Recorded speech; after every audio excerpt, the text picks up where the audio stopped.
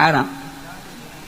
Termasuk ngaganggu nu sare dina waktu sare bulan Ramadan kan waktu teh urang teh sangat diperhatikan. Maghrib langsung isya tas isya langsung taraweh perlu istirahat sebab kena jam 2:30 atau jam 3 udang nanti perlu sare.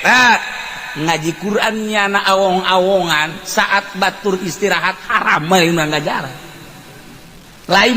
haram lantaran ngaganggu batu cak tetangga aduh tak budak bener kita darus adupan aing waduh ieu engke kudu hudang deui coba cak awewe mampu aing mah nya salaki sok yang diladenan heula nya engke mas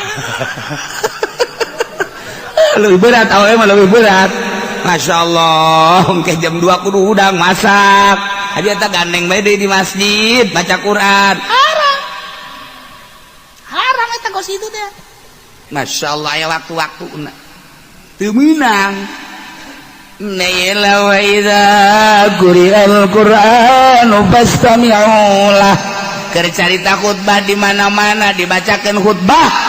Awas, dengekeun. Sehingga orang keur baca khutbah lamun teu ngadengekeun urang disiksa ku Gusti Allah. Bener kudu didengekeun pas tamiu ulah pan situ. Kudu perhatikeun bener-bener.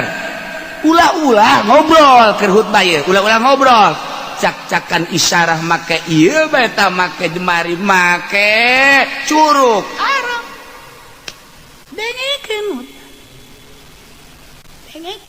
Mada khutbah di dieu mah lain khutbah lugawi, khutbah na ieu mah khutbah syar'i. Geus lain ceramah. Ku ari khutbah dina Jumat teh di manaan ceramah itu salah. Eta mah khutbah syar'i, kelengkapan salat Jumat 2 rakaat, nu 2 rakaat zuhur teh dibagi 2 rakaat ku salat, 2 rakaat teh khutbah. Badak khutbahna 2, lamun aya jelema maca khutbahna hiji teh sah Jumatna. Mohon misalnya alhamdulillahilladzi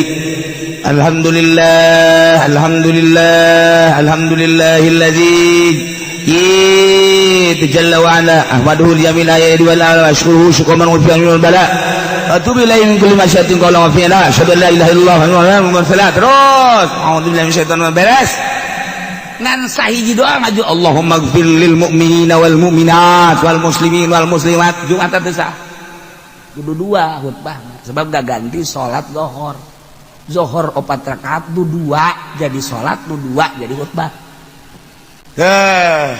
bisa anu hiji teh sah atau ngalantur jadi nak jadi khutbah lugawi ceramah teu sah atuh teh sah aja lain khutbah ceramah tawa khutbah syar'i perlengkapan salat Jumat ieu dalilna wa idza quri'al Qur'an di mana dibacakan Al-Qur'an khutbah maknana mastami'u lah khutbah Jumat dengekeun wa ansitu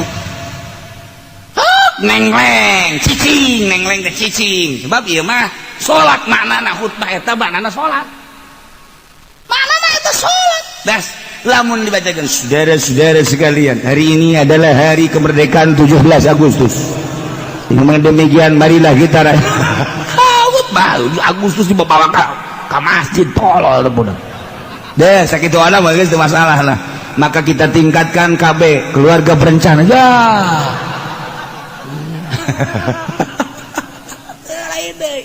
lain deui khutbah wa idza quri'al Qur'an khutbah di mana dibacakan Quran ya pasnya ulah wa ansitu atau Quran secara mutlak di mana dibacakan Al-Quran dengekeun ulah loba omong lamun aya urang sunah kan neuk ngaji maca Quran heula sunah dina kitab Tabihul Muqtarin geus satu Tabihul Qapilin nu mantak urang manggil qori ieu teh deuk ceramah manggil qori hukumna sunah memeh pengajian maca Quran heula bacakeun Quran urang dengekeun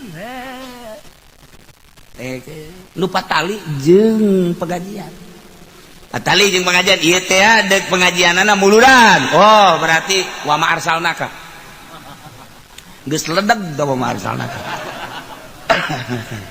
Ah ieu Rajab subhanallah jasro. Oh ieu teh ada pertikahan wa min ayatihi. Wos eta je eta teh. Eta sunah. Pas kitu. Urang dengekeun ulah ngarobrol.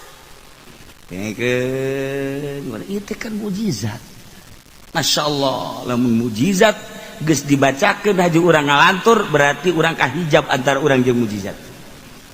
Ketika mukjizat asup set ka diri urang ngadengekeun asupna ka mata nundutan berarti yang mukjizat eta